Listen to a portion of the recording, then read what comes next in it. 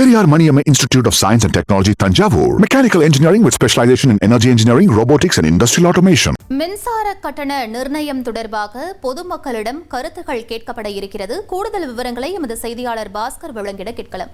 பாஸ்கர், முழு விவரங்கள் என்ன பதிவு பண்ணுங்க.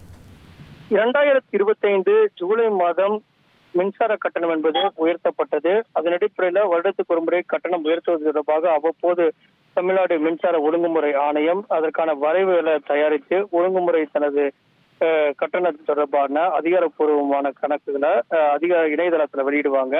அந்த வகையில பார்க்கும்போது மின்கட்டண நிர்ணயம், அதாவது மின்கட்டணத்துடைய மாற்றி அமைப்பது தொடர்பான கருத்துக்களை பொதுமக்களிடம் கேட்கிறது தமிழ்நாடு மின்சார ஒழுங்குமுறை ஆணையம்.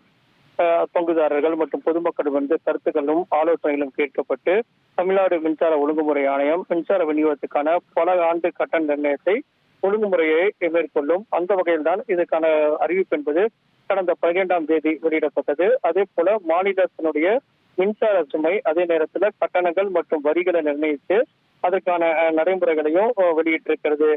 இதே நேரத்துல கடந்த 15ஆம் தேதி வெளியிடப்பட்டிருக்கக்கூடிய அந்த வரைவு ஒழுங்குமுறை அடிப்படையில கருத்துக்களும் ஆலோசனைகளும் பொதுமக்களிடம் கேட்கப்படும். இதற்கான இணையதளமும் வெளியிடப்பட்டிருக்கிறது.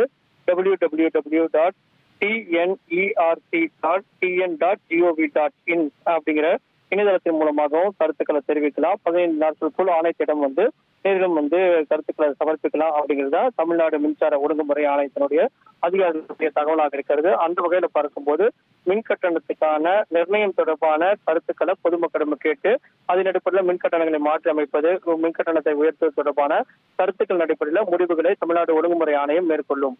Periyar Maniamma Institute of Science and Technology, Tanjavur. Mechanical engineering with specialization in energy engineering, robotics and industrial automation.